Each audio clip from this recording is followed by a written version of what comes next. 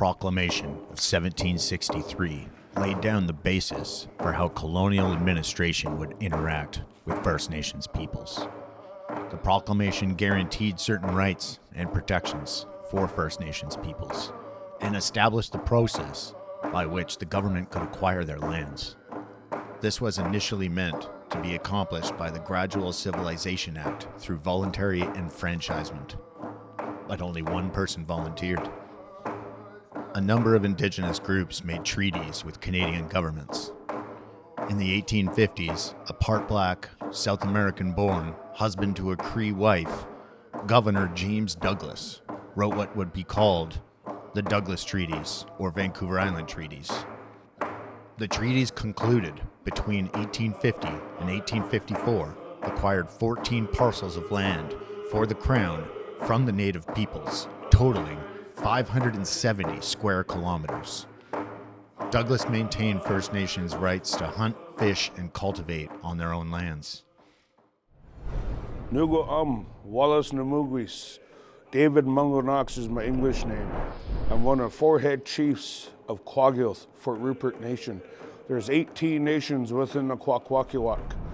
I come from a lineage of hereditary chiefs and master carvers. Oh, well, this mask I'm working on right now, it's a bee mask. That comes from the bee kingdom. My uncle Tony Hunt Sr. got put a bee dance in 1953 at the Wildwheat Dealer in Victoria when Longline had the first legal potlatch. I was always intrigued by my uncles and learning the history of what my great-grandfather has done as a master carver and a master singer. And watching my uncles perform is why it got me so drawn in to learn more about who I am, where I come from. Because carving's only one aspect of it, but carving's important for who we are. When we talk about masks, some families have the rights to animal kingdoms, some have rights to just an individual mask. This mask I'm packing right now, it comes from an animal kingdom. This is my interpretation of a wild woman. I think I carved this 32 years ago for my father. I was back in my early 20s back then. It didn't dawn on me till my early teenage years, knowing what my great-grandfather done for the whole coastal communities about the carving, training, engraving, designing, carving totem poles that represent our family crests. And it was just amazing to watch my uncles using ads, but to be able to create these beautiful art forms we do, everything's in the training. I was fortunate, I was trained by my uncle Tony Hunt Sr. and by a lot of my other uncles, the Hunt families. And it's just important to carry on these traditions because it's what we've always did through time immemorial. As a hereditary chief, it's so important to remember what our role is. My father taught me since a young boy, we don't sit there with our hands up. We're the ones that provide for the whole community and more and above to all communities, just not my community. As a hereditary chief, I crab fish. I go halibut fishing. This is how I fish. Yeah, tell me what you're doing. Right now, I just cut all the bait up. We got some salmon, we got some pollock. We cut them up to nice bite-sized chunks. And then these are the hooks we use. These are circle halibut hooks with purlin, with a snap. You put the hooks in and you bait it up, and then you put it aside. That's ready to bait, snap onto the ground line. And a skate is, what is it? One quarter of a mile. That's a skate. And we snap everywhere from, some guys snap every 6 to 8 feet, some snap every 10 to 15, 20 feet, depending. And we're going to be catching lingcod, red snapper, you know, maybe we're hoping for halibut. Whatever bites the hook, we're going to eat it. Nobody else is allowed to do this, right? Well, no, if you're not native, no, you're not allowed, but as First Nations, we're allowed to do this for food security to feed our elders and our people. So, and then for the bait, we use salmon, there's squid, octopus, we use herring, or we just, or when we're longline, we catch some black cod, we put black cod on it. halibut really like black cod, and their favorite one's octopus. Oh, look, bait. There's some whales right in front of you. 200 yards in front of us. And when you bait the hooks, you gotta put it through the skin so the bait stays on the hook. If you put it through the meat, it'll just rip out easily while it sinks to the bottom. So it's important to bait the hooks right.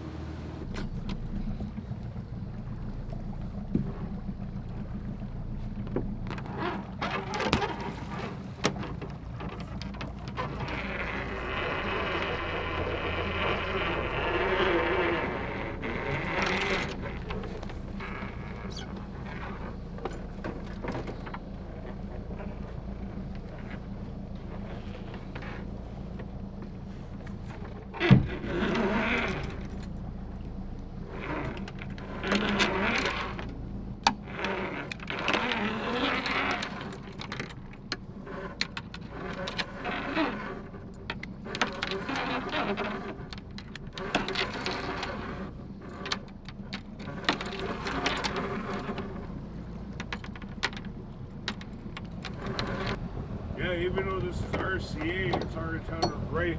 But the DFO wishes that we don't fish in RCA areas, but we still do because it's our right. We're able to, because as long as we're feeding the people, we don't sell it, we're able to harvest from our traditional areas.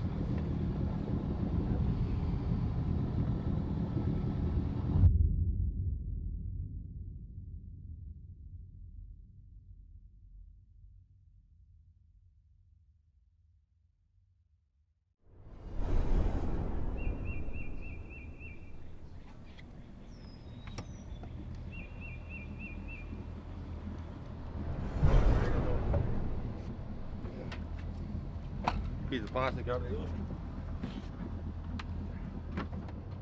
It's a dragger ball. Dragger ball? Yeah.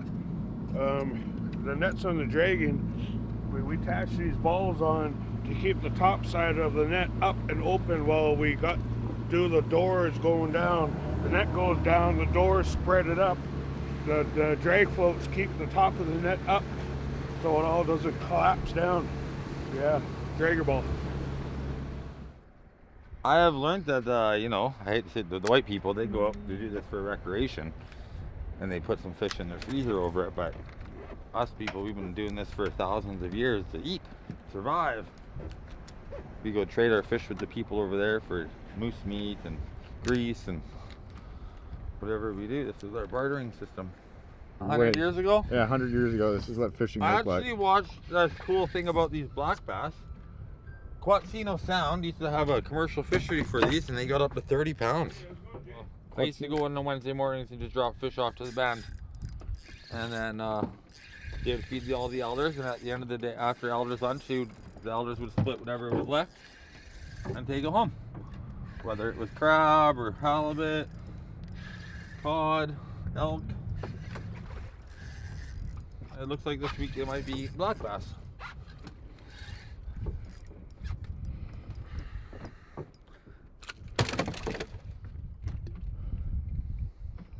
It's one after another, dude. Like, this is what fishing must have looked like 100 years ago, for sure. So right now we just got the buoy. We're just going to pull up the buoy line. We're pulling up the anchor.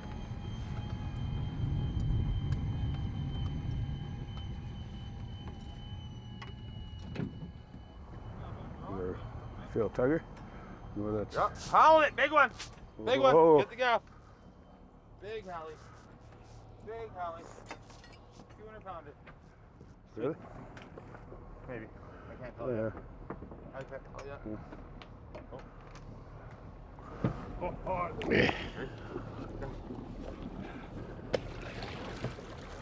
100 pounder. Ah. Oh, look at that. Wonder what someone was eating it. Something's trying to fucking eat them. Look at that. You know exactly where to get them. Dude, that's a big Hallie. That's a baby, but there's something. Yeah, one thing with the halibut, we always go white side up. If it's dark side up, it darkens the white and it changes the color inside the meat. I don't know why, it's just what happens. So the rule is, when we halibut fish commercially, when you catch a fish, you bleed it, you take the hook out, you put in the checker box and you always keep it white side up. Watch that. Watch that gaff.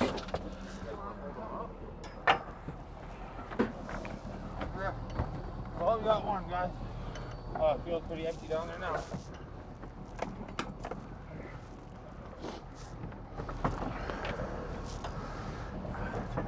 Yeah. She's dead. She's light now. I hunt. I gather game meat. I'm a kalka hunter. I'm a clam hunter.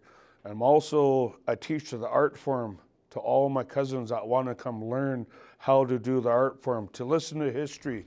It's so important to have this role as a hereditary chief. Welcome to Fort Rupert.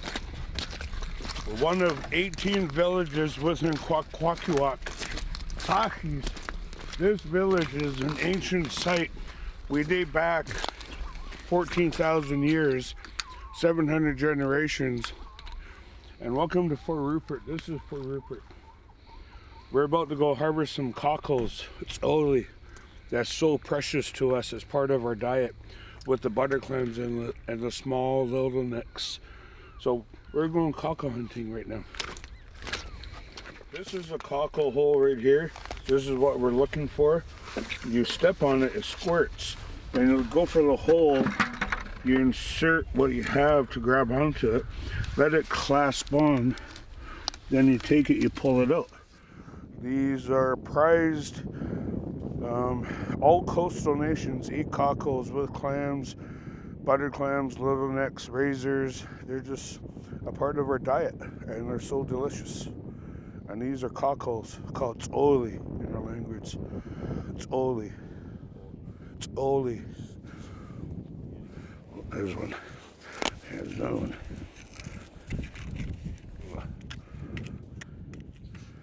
Is that what you're going to do right now? Is fry them, or you could just wash them? Yeah, no, we're just gonna steam them, boil them, Right. and clean them, rinse them. You gotta gut them. Basically, you gotta slice them and take a bit of the guts out or whatever, and then you got your raw But raw product. you can eat them whole. Just Oh, right absolutely. Right on the shelf.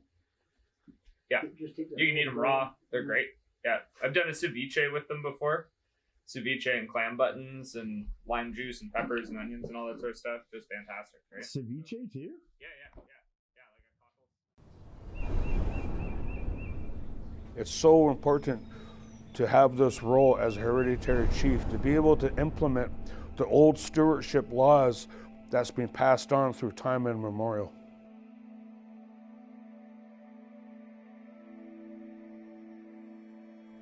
Yeah, our language is so important for us to be off the land. It's just like us learning how to carve.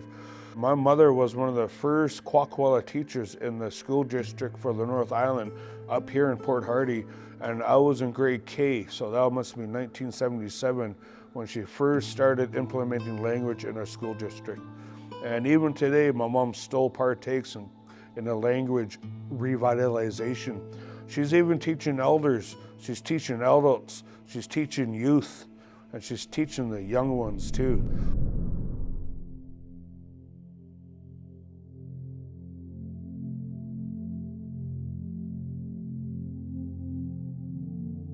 This was given to us by our late great chief, Spruce Wamas Helagilis, and it was designated for all people to learn, and it says, "Thank you, Creator, Pakwila Enu.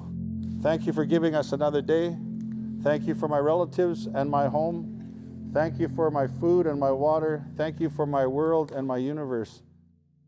Ila kasla Pakwila Enu. Kila kasla kaeda nala toeus kjachen. Kila kasla knocht ledle lola dlu en okju kolasi. Kila kasla knoch hab me dluide wapi. Kila kasla knoch awit na gwis lu hestalis. Kila kasla bekwila enu. Kila kasla. Kila kasla bakwila enu. Kila kasla kaeda nala tso yuskyachen. Kila kasla knoch lidle dlola dlu wanoch yu kolasi. Kila kasla knoch ha me dlu wida wapi. Kila kasla knoch awit na gwis dlu hestalis. Kila kasla bukwila enu. Kila kasla. Thank you. Thank you for your respect towards that song, and it's for you to take wherever you go. If you learn this, someone asks you to pray for breakfast, lunch, or supper, or give gratitude, you can use it for that. You learn how to spiritually bathe, praying to the Creator. All our prayers are about gratitude. In 1921, Dan Kramer had a potlatch in outside Alert Bay where 36 of our ancestors got thrown in jail just for practicing who we are, what we do as Bakwum.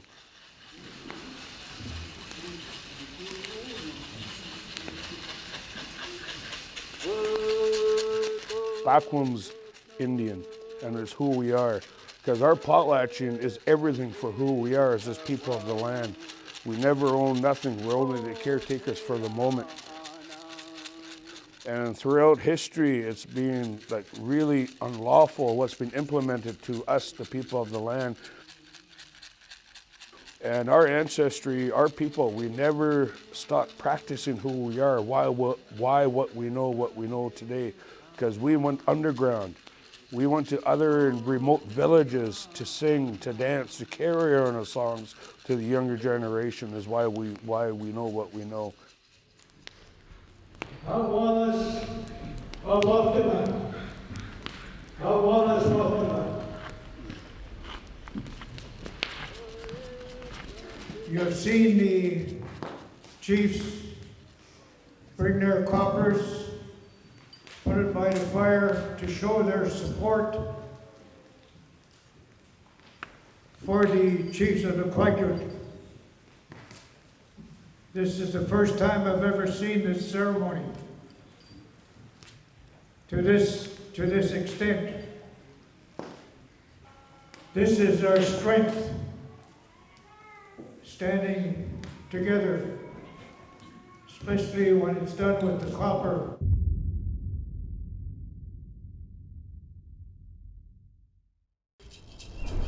1867, the Constitution Act assigned legislative jurisdiction to Parliament over, quote, Indians and lands reserved for the Indians.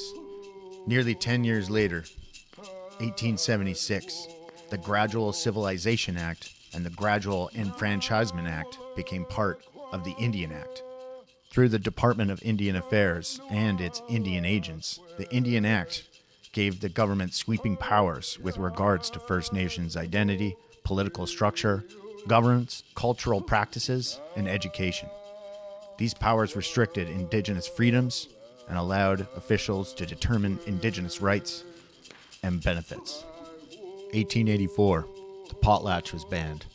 1895, any Indian festival, dance, or other ceremony which would include powwows and the Sundance were also banned. Another amendment in 1914 outlawed dancing off reserve, and in 1925, dancing is outlawed entirely. The period immediately following the Second World War involved much societal introspection in Canada. The resulting overhaul removed some of the most offensive political, cultural, and religious restrictions. For example, bans on ceremonies like potlatch and Sundance were removed. Though it has been amended several times over the years, the contemporary version of the Indian Act still outlines terms like Indian status, reserves, banned resources, elections, and other aspects of life on the reserve. The Indian Act has had ongoing and long-lasting impacts on Indigenous cultures, economics, politics, and communities. It has caused intergenerational trauma, particularly with regards to residential schools, as the oppression and restrictive provisions of the Act have negatively impacted generations of Indigenous peoples. Right now, in my village, Fort Rupert, we're struggling with our Indian Act system right now, where the people in the past, hereditary chiefs that have passed on, put a moratorium on no more taking old growth off of our 5 watersheds.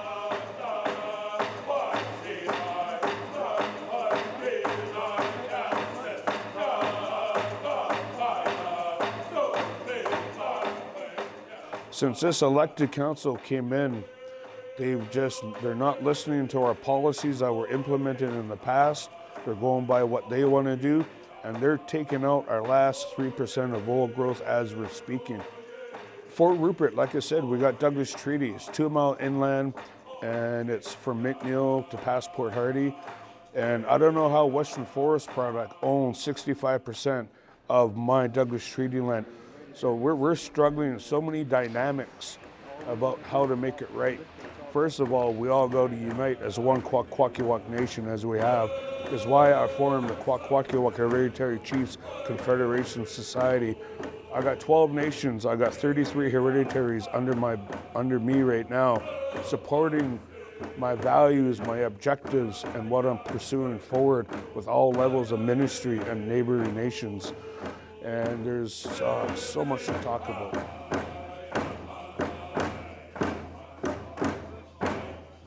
My nation is so fortunate. We know who we are. We know where we come from. We know what we do. And we just do it. We express ourselves. That's why it's so important to be able to learn your roots and to learn your art form, to learn your language is everything. To sing and to dance and to feast is everything for us being Kwakiutl. Let's unite, let's work together to make this right for the future. Otherwise, our beautiful coastline won't be so beautiful without our cod, without our salmon, without our old growth. There's so much I want to talk about, but I just want to say my heart is so full. I feel so lifted up right now, and I'm proud to be Kwakiutl. Thank you.